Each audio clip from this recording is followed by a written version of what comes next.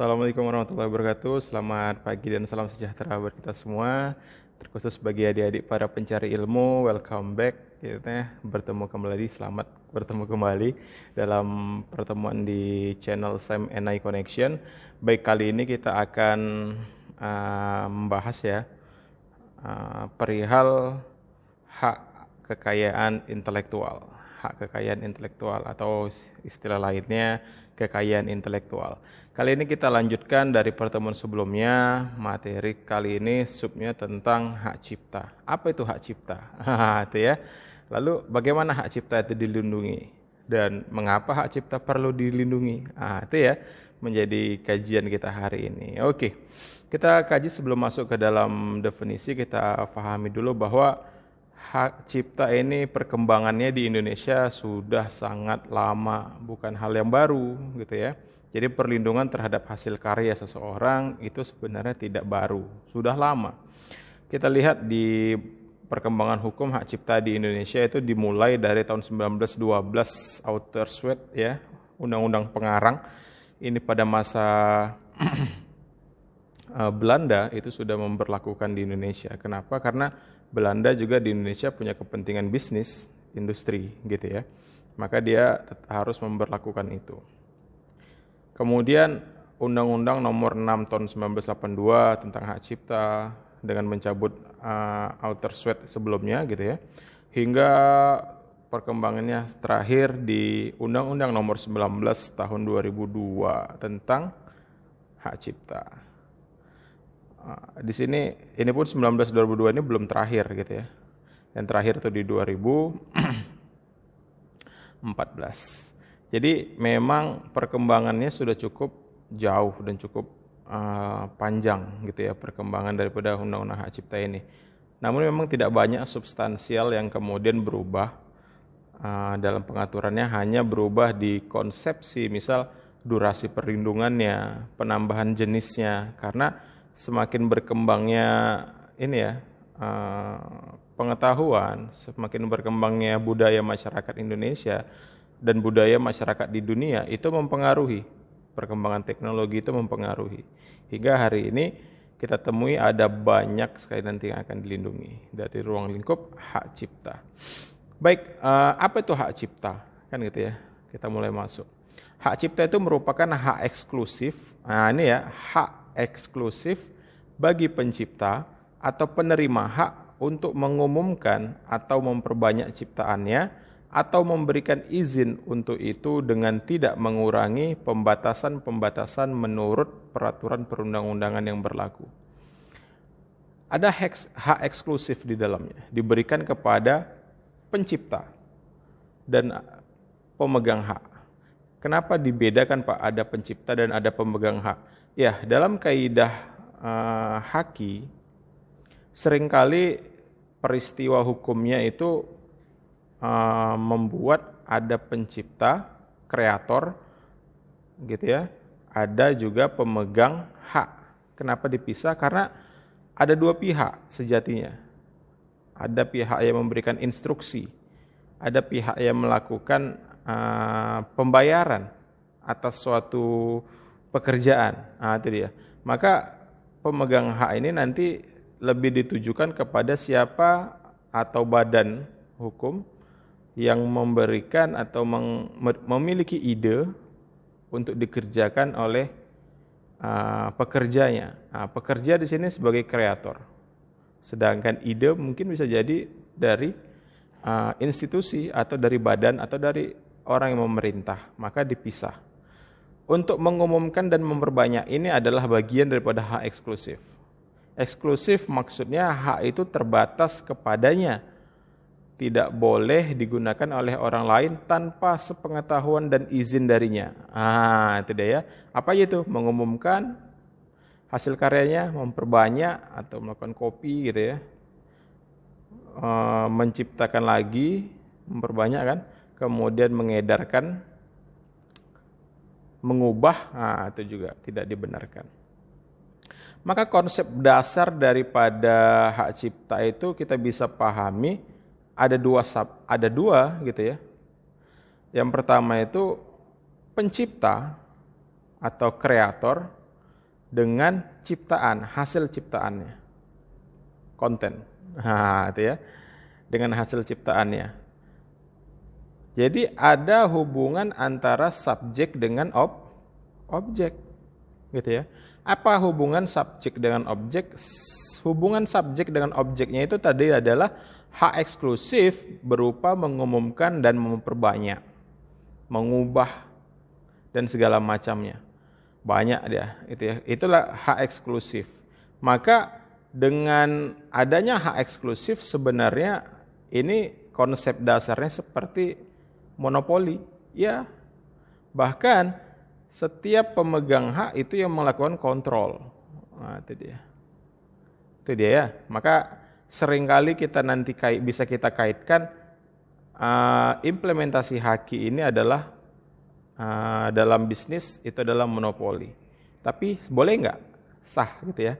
Karena itu milik dia. Sama seperti apa yang kita miliki, tentu kita yang memonopolinya. Misal Anda punya pengetahuan terkait dengan misal dunia pembibitan anggur misal gitu. Yaitu Anda miliki sendiri. Jika orang lain menggunakan ilmu Anda, selama ilmu Anda tidak di-share-kan, tentu tidak ada yang menggunakan. Itulah bentuk Anda memonopoli ilmu Anda sendiri. Kalau Anda sudah mulai men-share-kan ilmunya, di-sharingkan kemana-mana, dipublish, disiarkan, tentu orang mencontoh. Di situ ya.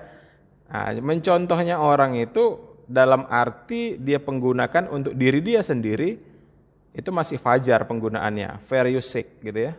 Tapi saat kemudian dia gunakan itu pula untuk industri balik, tanpa sepengetahuan Anda bahwa itu adalah ide Anda, kemudian Anda sharingkan dalam bentuk suatu produk gitu ya, lalu ditiru oleh orang lain, baik itu isi, konten, dan mereknya, itu pelanggaran hak kekayaan intelektual. Itu ya, nanti kita kaji lebih jauh lagi nanti. Maka dalam perlindungan hak cipta ini sistemnya itu adalah otomatis, automatically. Kenapa? Ya, dalam hak cipta tidak wajib didaftarkan.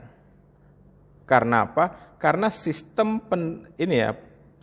perlindungan terhadap hak cipta itu sistemnya itu first to use. Siapa yang pertama kali menggunakan? Siapa yang pertama kali menggunakan? Siapa yang pertama kali mempublikasikan? Tanpa harus mendaftarkan atau first to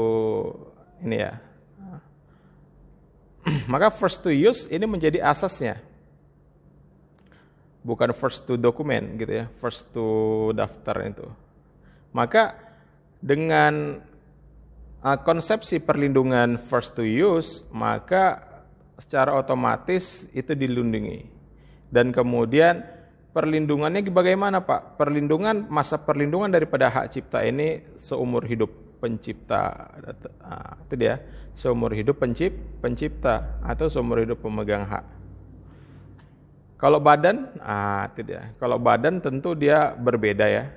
Kalau badan tentu dia ditentukan berdasarkan fase penciptanya sampai dia meninggal penciptanya, kemudian diperpanjang selama 50 tahun.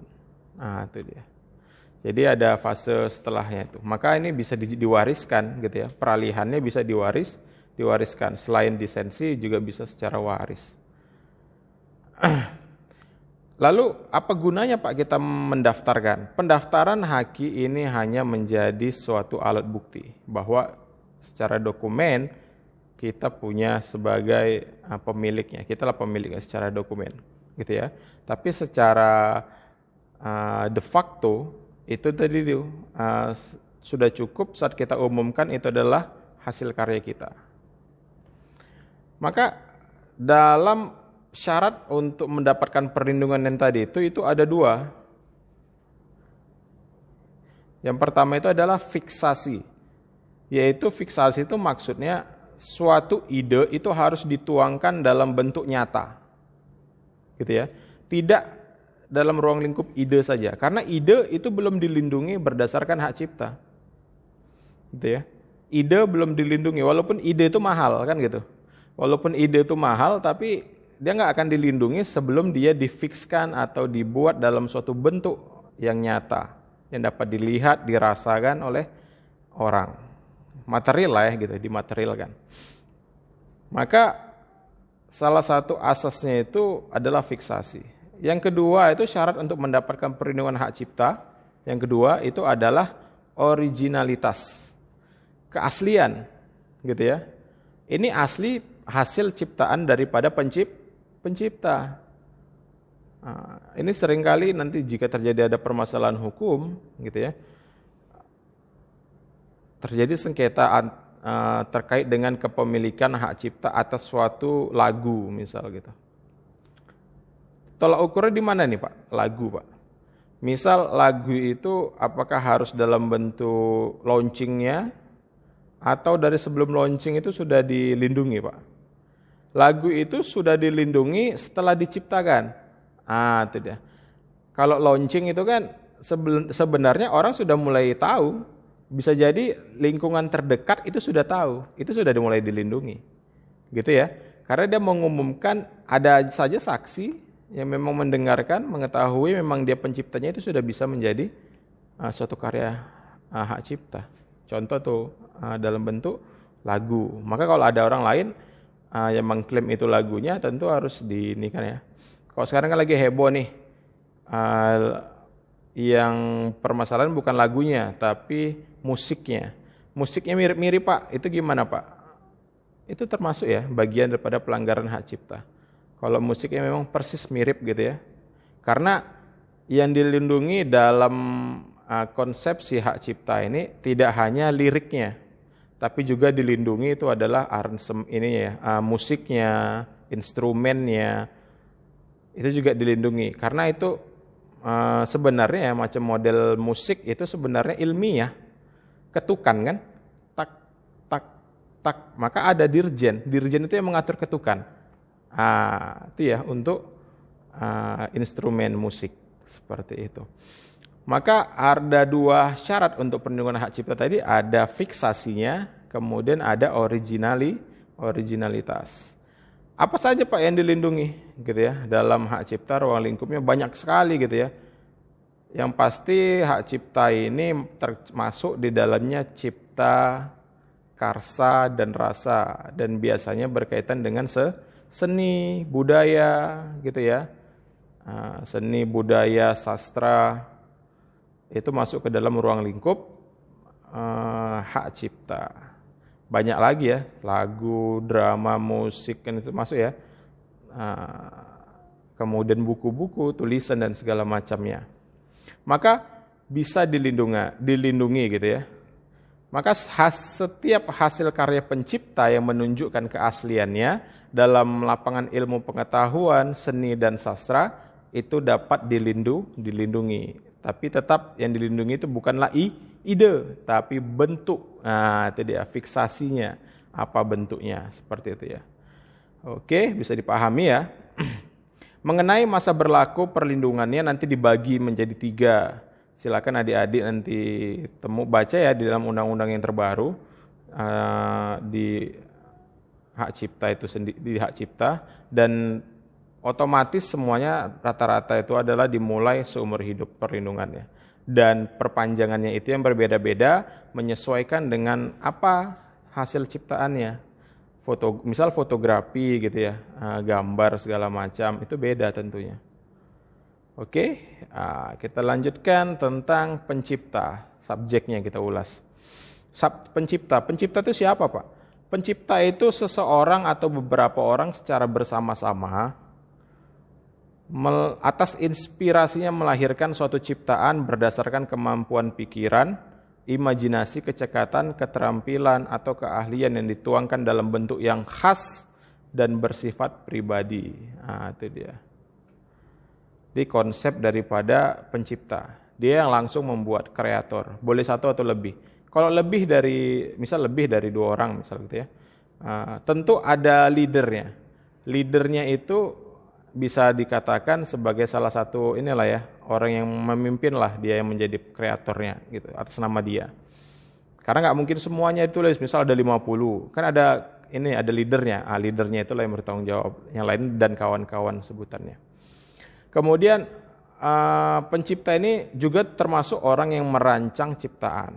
Walaupun dikerjakan oleh orang lain, dia termasuk ini ya, pencipta. Karena ide. Itu dia. Di bawah pimpinan dan pengawasan orang yang merancang. Jika badan hukum tentu ada badannya.